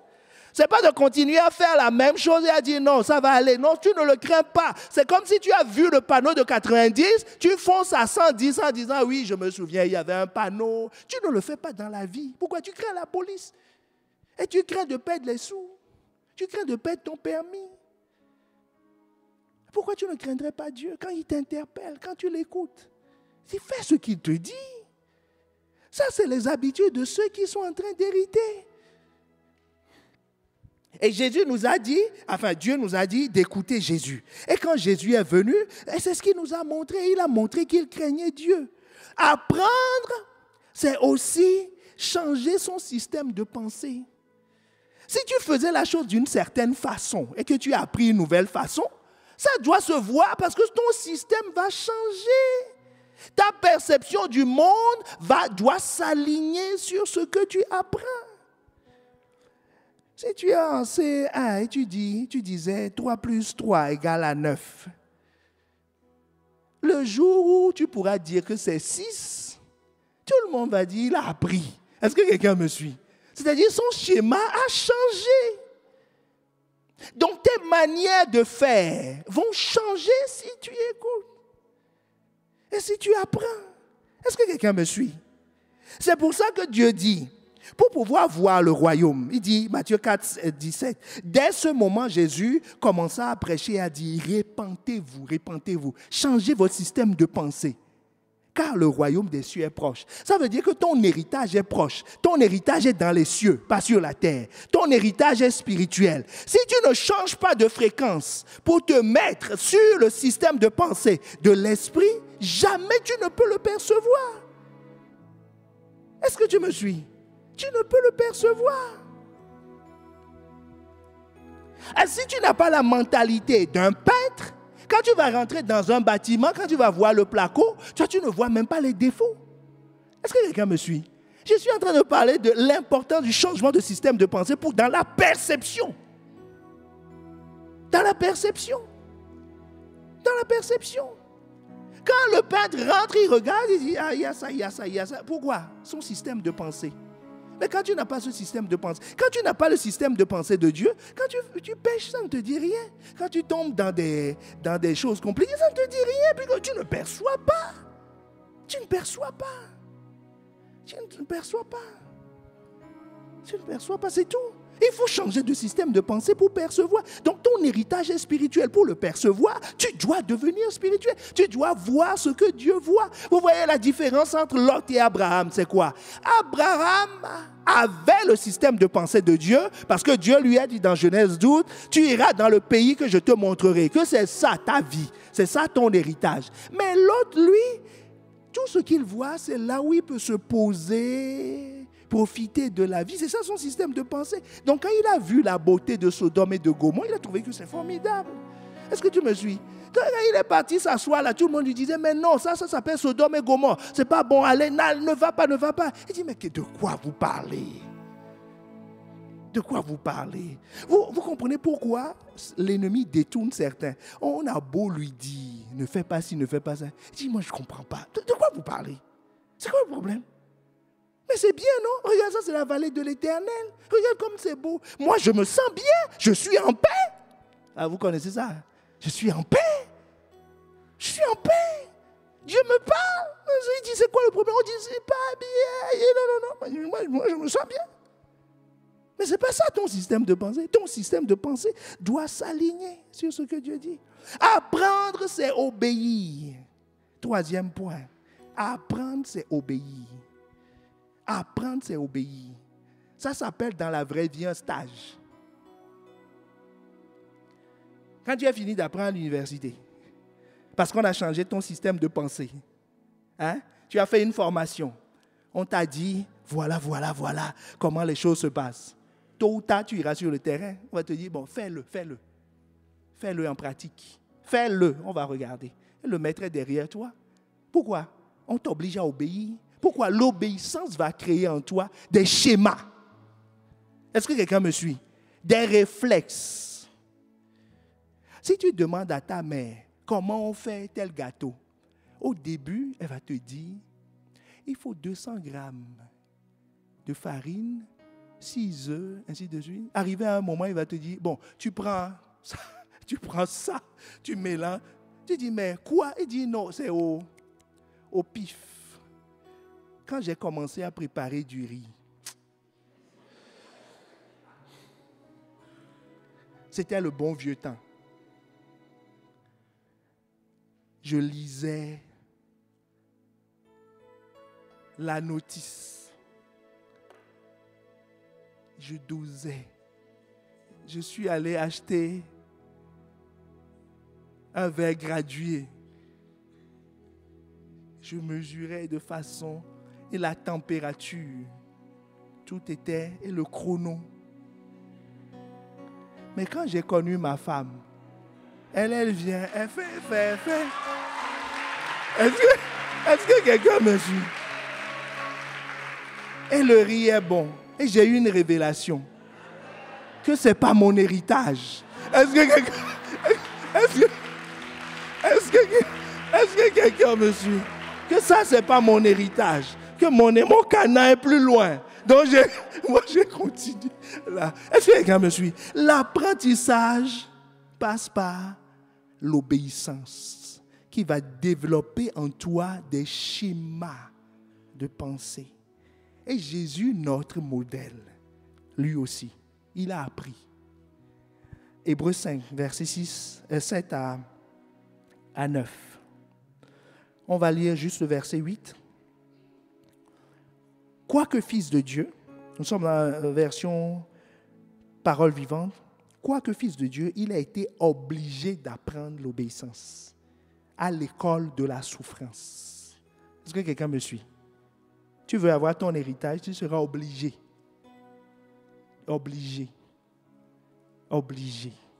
d'apprendre l'obéissance. Mais à une école qui n'est pas très prisée, l'école de la souffrance. Donc il y a une souffrance qui est attachée à l'héritage. Ils ont eu des souffrances. Ils sont arrivés à la mer Rouge. La mer devant, les Égyptiens derrière. Le cœur des gens battait. C'est une souffrance. Il dit, qu'est-ce qu'on va faire? Puis Dieu a ouvert la mer. Il dit, rentrez dans l'eau. Et montagne d'eau ici, montagne d'eau là-bas. Il dit, on n'a jamais vu ça. Ils sont rentrés dedans. Ils sont sortis de l'autre côté. Ils ont dû crier dans le désert, Seigneur, nous avons faim. Fais-nous ceci. Ils marchaient dans le désert avec les enfants. Et tout ça, c'est un temps de souffrance. Et beaucoup n'ont pas résisté à ce temps de souffrance. Mais toi, tu résisteras. Parce que tu sais que tu vas quelque part, que je dois écouter, je dois apprendre. Il n'y a pas d'apprentissage sans souffrance. Tous les matins, on réveille les enfants, ils crient, je suis fatigué, je ne veux pas aller. Tu le prends, dis, allez, on y va, tu vas aller. Et un jour, il va te dire, je suis grand ingénieur. Dis, maman, papa, tu vois. Si je ne t'avais pas fait souffrir, tu ne serais pas devenu ce que tu es aujourd'hui. Est-ce que quelqu'un me suit? Comment Jésus a appris rapidement? Comment Jésus a appris? Apprendre va t'amener à 3 choses. Celui qui a appris fait 3 choses. Il fait, il juge et il parle. Dans chaque métier, tu as ces 3 fondamentaux. il parle d'une certaine façon. Tu dois acquérir le langage de Dieu, ce que Dieu dit.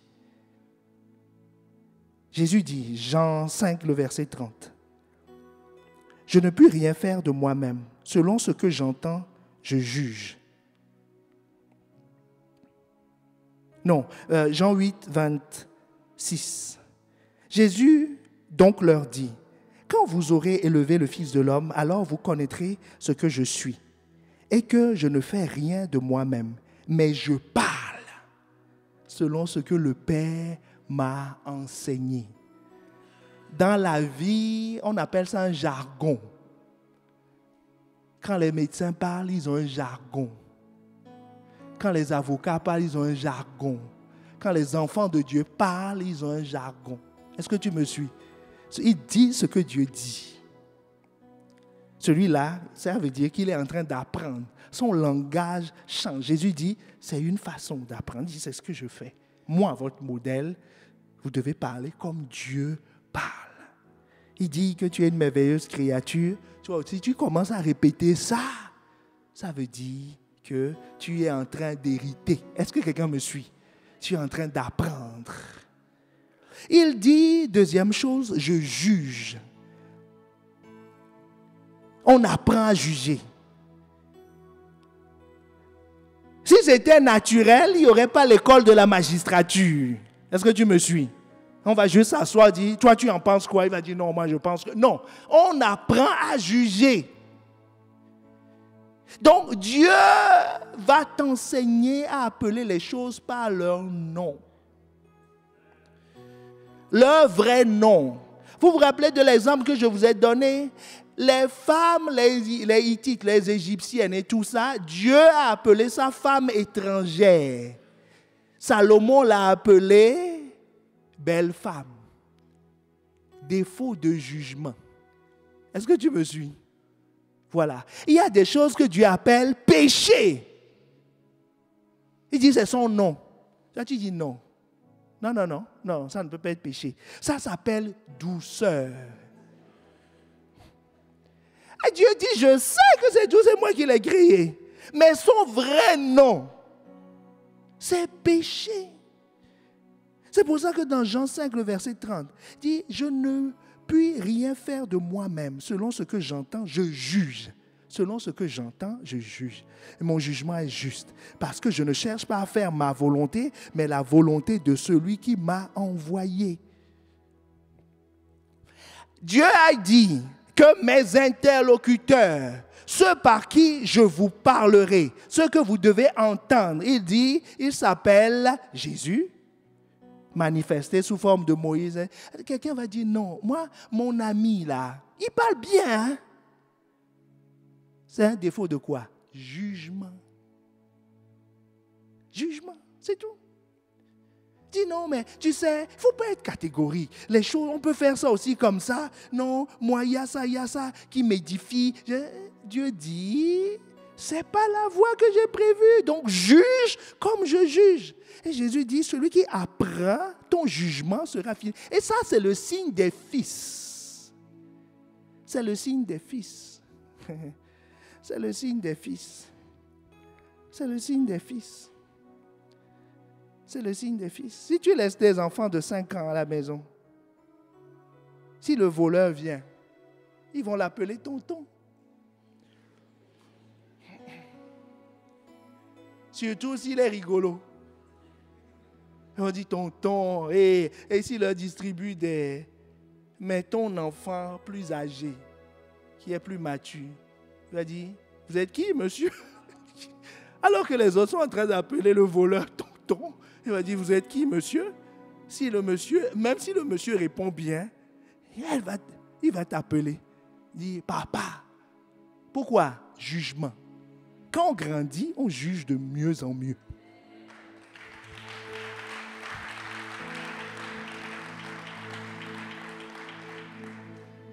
Et Jésus dit aussi, il faut agir comme j'agis.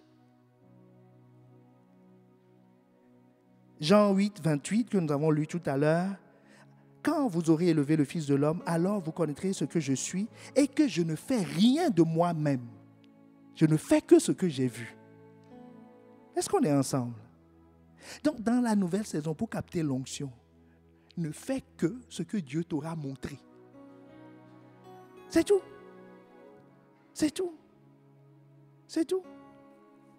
C'est tout. Moïse, Dieu lui a montré, quand tu vas voir le rocher, parle au rocher. Mais il a dit non. Je vais faire ce que je veux. Parce que ce peuple-là, il magasine. Et la Bible dit que Moïse, il n'y a personne de plus patient sur la terre que lui. Hein. Si tu dis que toi, tu es patient là, tu n'es rien à côté de Moïse. C'est Dieu lui-même qui lui a décerné le palmarès de la patience. Donc, pour qu'on le pousse à bout, hein, au point où il s'énerve contre le peuple, et que Dieu lui a montré, Dieu lui a dit, parle au rocher, et que l'eau sortira. Il était tellement fâché qu'il a pris le bâton, il a frappé, bah! L'eau est sortie. Mais Dieu a dit, tu m'as frappé. Tu m'as frappé. Et que j'étais assis sur le rocher. Tu m'as frappé. Il n'est pas rentré dans son héritage. C'est ça qui l'a disqualifié. Est-ce que quelqu'un me suit? Il n'a pas fait ce que Dieu lui a montré. Il est allé faire autre chose. Il a été disqualifié. Dieu lui a dit, bon, tu ne rentreras plus. Il dit, oh, après tout ce que j'ai fait, Dieu dit, tu ne rentreras plus, c'est fini. Donc il a pris un soir, ils ont fait un voyage en hélicoptère. Va lire. L'hélicoptère, ça c'est moi qui rajoute. Mais Dieu l'a pris, lui a montré le pays. Il lui a fait faire le tour de Canaan. Il dit, tes pieds n'iront pas, mais tu vas voir. Je vais te faire une visite guidée du pays. C'est le seul qui a vu Canaan avant le reste. Il a vu le pays. Et il dit, c'est beau. Dieu dit, oui, c'est beau. Je te l'avais dit, hein, mais tu ne rentreras pas. Que ce ne soit pas ton cas au nom de Jésus. La troisième habitude, parce que quand tu as appris, il faut maintenant mettre en application, non? Il faut que tu mettes en application. La troisième habitude, il faut que tu mettes en pratique. Pour mettre en pratique, il faut une force. Je vais vite sur ce point. Il faut une force pour avancer. Première chose à savoir, il te faut une force pour mettre en pratique. Pour avancer dans le désert, il faut une force. Pour tendre vers l'héritage, il faut une force. Ce n'est pas une question de discours, il faut une force. Et la force, ce n'est pas à toi d'aller la chercher. Est-ce que tu me suis? C'est Dieu qui te donne la force. C'est lui qui va te donner la force. Donc, ne t'aventure pas pour aller emprunter la force quelque part. Utiliser des moyens. Non, c'est lui. Ce qu'il te demande de laisser, ce qu'il te demande d'abandonner, ce n'est pas un effort. Ce n'est pas une cure de sevrage ou quelque chose que tu as. C'est lui qui va te donner la force. Donc, demande-lui la force. Demande-lui la force. Dis, Seigneur, fortifie-moi. C'est ce que Jésus, notre modèle, a fait. Luc 22, verset 42 à 43. En disant, Père, si tu voulais éloigner de moi cette coupe, toutefois que ma volonté ne se fasse pas, mais la tienne. Tu vois, c'est la prière qu'il faut faire. Si Dieu te dit, fais ceci, laisse ça, change ça, dis-lui, je veux. Je veux. Dis-lui, je veux. C'est tout ce qu'il veut entendre. Si tu dis que je veux, verset 43 va s'appliquer. Alors un ange lui apparut du ciel pour le fortifier. Jésus, le Fils de Dieu, a besoin de force pour aller sur la croix. Il a tout appris. Il a écouté. Il était là. Il ne peut pas aller sur la croix. Il fallait une force surnaturelle qui vienne. Et que cette force vienne sur toi. Alors que tu dis, je veux. Je veux. Je veux. Tu dis, je veux, simplement. C'est tout ce que Dieu veut entendre. Je veux. Je veux. C'est ce que Dieu veut. C'est ce que Jésus a fait. L'ange l'a fortifié. Il s'est levé. Il a fait la bise à Judas. Il a dit, où sont-ils? Il était tellement fortifié que quand il est sorti, quand il leur a dit, me voici, ils sont tombés. Il dit, relevez-vous, mais ce n'est pas moi que vous cherchez. Ils sont retombés. Il dit, mais allons-y, faites votre travail. Il dit, je suis fortifié. Il s'est tenu devant Pilate. Puis là, il lui dit, hey, tu sais, j'ai un pouvoir de vie et de mort. Jésus dit, hey, mon gars, calme-toi. Tu n'as aucun pouvoir sur moi, si ce n'est ce qui t'a été donné. Il dit, fais ton job. C'est-à-dire, il est en train de lui dire, tu ne peux pas me détourner. Quelqu'un qui a dit, je veux faire ta volonté. Personne ne peut le détourner. Hey. Daniel a dit, je ferai ta volonté. Il est dans un milieu politique, des coups bas, toutes sortes de choses. Personne ne l'a jamais délogé de sa position. Les intrigues ne l'ont pas délogé. Ses amis, Shadrach, Meshach et Abednego, on les a mis dans une fournaise. Avant de rentrer, ils ont dit, je veux t'adorer. Et ils sont rentrés dans le feu. Le feu est devenu froid et chaud pour ceux qui sont à l'extérieur. Parce que le feu obéit aux lois de Dieu, pas aux lois du charbon. Hey. Pas aux lois du charbon. Quelqu'un qui dit je veux, il est dangereux. Il est dangereusement dangereux. S'il dit je veux, un ange va le fortifier. Dans ses habitudes, c'est ce qu'il faut répéter tout le temps. Je veux. Je veux. Tu dis tout le temps, je veux. Tu entends la parole. Tu as appris. Tu te lèves, tu dis, je veux. Je veux. C'est tout ce que je veux. C'est tout ce que je veux. Et un ange, il y a des anges qui descendent là, qui fortifient les gens. Qui fortifient les gens. Tu lui dis, fesse droite, piquez. Tu lui dis l'autre, piquez seulement, fortifiez-moi. Fortifiez-moi, fortifiez-moi. Fortifiez-moi. Dans ta famille, quand tu reviens boosté. Boosté. Boosté parce que tu as écouté, parce que tu as appris. Tu as appris les méthodes de Dieu. Quand tu rentres, tu dis non. Je suis fortifié. Je suis fortifié. Qui pourra tenir? Qui pourra tenir? Dieu est pour moi. Parce que Dieu est pour ceux qui ont choisi d'obéir. Ceux qui ont choisi de rentrer dans la nouvelle saison. Ceux qui ont choisi de respecter, de valoriser ce que Dieu fait. Ceux-là, ils sont dangereux. Ils sont dangereux. Oh, il faut que tu deviennes dangereux. Est-ce que quelqu'un veut dire t'adorer? Je veux t'adorer en esprit et en vérité. Je veux t'adorer.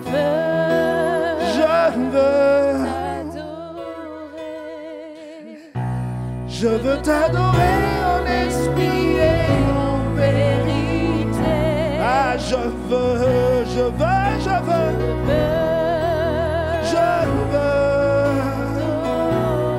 Ah, je veux t'adorer en esprit et en vérité. Ah, je veux. Oh, je veux. Ah, je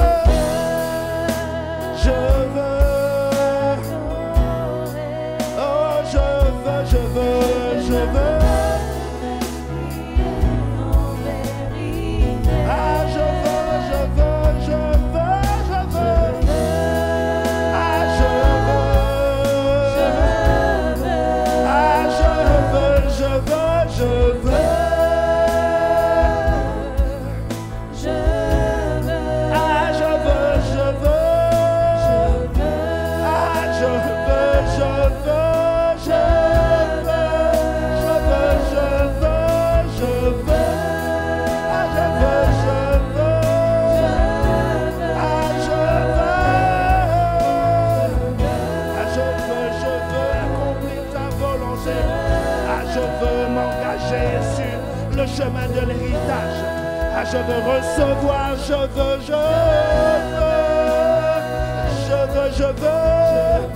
Ah, je veux. Ah, élève la voix et dis-lui si tu veux, je veux. Ah, je veux. Ah, je veux. Ah, je veux.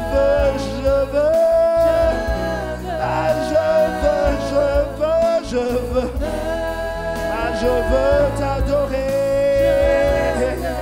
en esprit, en vérité. Ah, je veux recevoir ton témoignage. Ah, je veux recevoir ton héritage. Ah, je veux. Ah, je veux.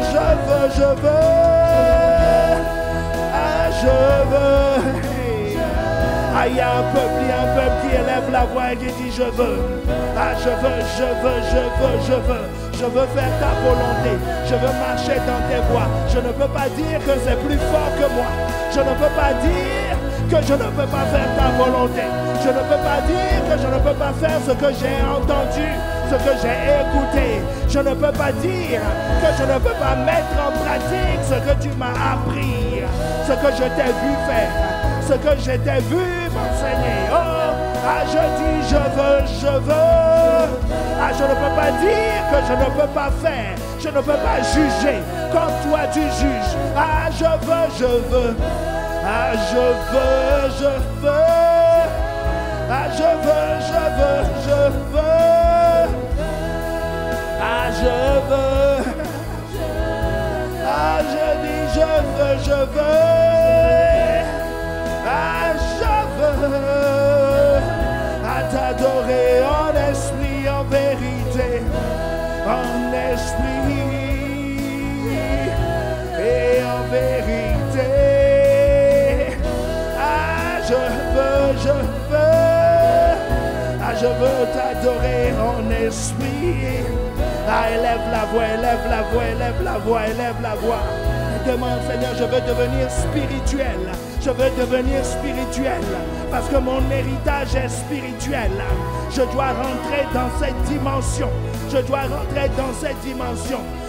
Mon héritage n'est pas que matériel. Le matériel est une conséquence. Mon héritage est d'abord spirituel. Élève la voix. Et supplie. Je t'ai dit, je ne peux pas faire ça pour toi. C'est à toi de le dire. C'est à toi de saisir ton héritage. On ne peut pas te le transférer. C'est à toi d'aller le chercher. C'est à toi de décider. De dire, je veux devenir spirituel. Je veux chercher ce que dit l'Esprit. Je veux obéir. Parce que ceux qui sont conduits par l'Esprit sont des fils. C'est ceux qui sont conduits. C'est ceux qui sont fils qui héritent. Ah donc Seigneur, conduis-moi. Montre-moi tes voies, montre-moi tes instructions, montre-moi tes chemins, montre-moi, apprends-moi, illumine les yeux de mon cœur, montre-moi la direction, montre-moi où se trouve mon héritage, montre-moi quel est l'héritage, montre-moi l'espérance qui est attachée, la glorieuse espérance qui est attachée à mon appel, parce que je suis appelé, parce que tu es mon Père, donc tu m'as appelé et tu as préparé un héritage. Mais Seigneur, donne-moi de le voir, L'apôtre Paul dit, je prie continuellement. Donc élève la voix et demande, Seigneur, continuellement.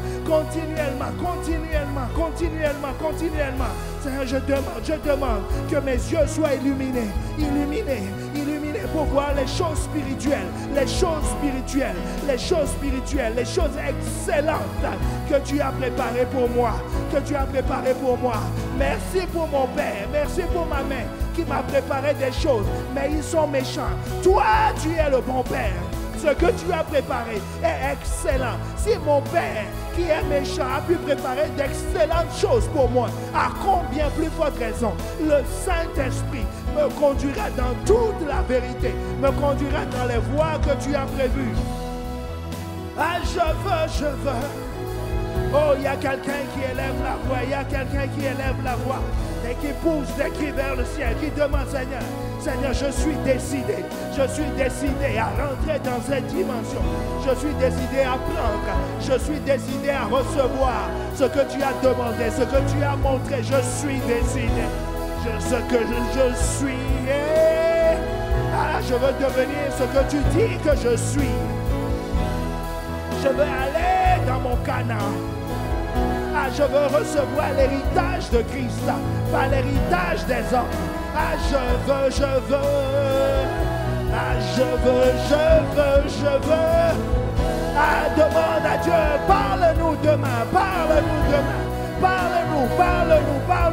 Nous voulons écouter.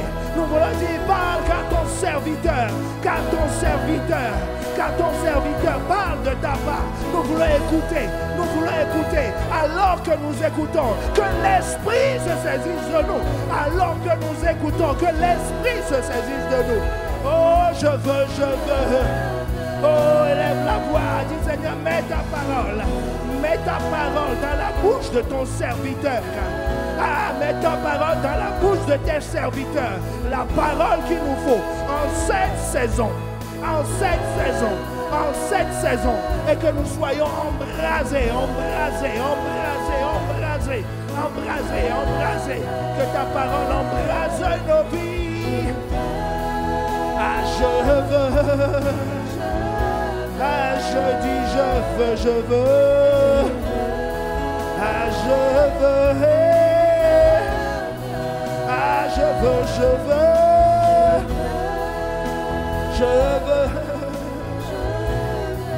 Ah, je veux te suivre en esprit. Ah, je veux être transformé en esprit, en Dieu. Je veux marcher en esprit. Ah, c'est ça l'héritage des fils. Ah, je veux. Ah, je veux. Ah, je veux être fils. C'est-à-dire conduit par l'esprit. Ah, je veux. Ah, je veux.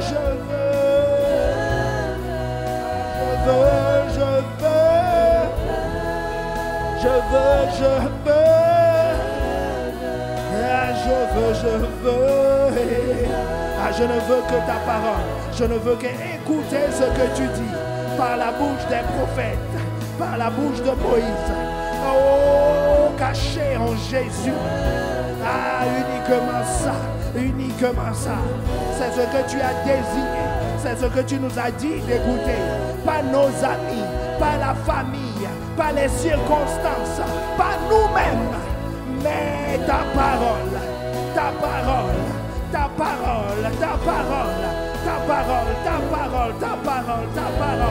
Ah, Seigneur, que ta parole arrive jusqu'à nous.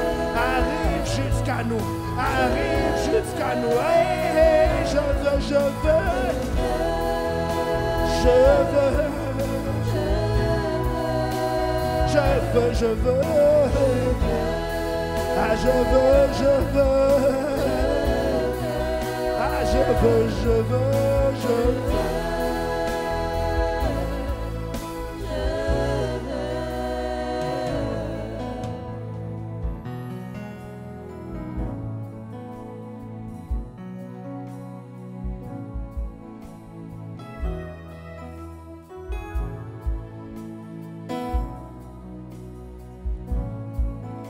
Si tu es au milieu de nous et que tu n'appartiens pas encore à la famille de Dieu parce que tu ne lui as pas donné ta vie, l'occasion t'est donnée, ou si tu as abandonné cette voie depuis un moment, tu sais que tu t'es éloigné, simplement. Lève la main, nous voulons prier avec toi. C'est une occasion pour t'attirer, parce que c'est Dieu qui a attiré tes pas ici, qui t'a amené ici pour te reconnecter à cette grâce,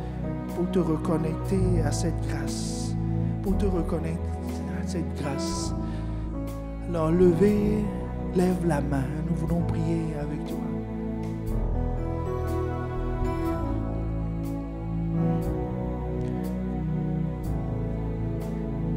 Alors de ta place, élève la voix et dis Seigneur, je veux me connecter à ta grâce. Je veux être de ceux-là qui écoutent. Je veux être de ceux-là qui apprennent, qui acceptent que leur système de pensée soit changé. Que toute l'Église répète ces paroles avec nous. Je veux être de ceux-là qui écoutent. Je veux être celui-là qui apprend, qui accepte que son système de pensée soit changé, qui accepte d'obéir par la souffrance. Je veux être de celui-là qui met en pratique et qui reçoit la force qui vient de Dieu. Pas la force qui vient de son savoir-faire, pas la force des hommes, mais la force qui vient de Dieu. Je veux être celui-là qui te plaît. Seigneur, accorde-moi la grâce de te suivre, de marcher dans tes voies, de soupirer après toi et de posséder mon héritage dans le nom de Jésus. Amen. Amen, amen, amen, amen, amen.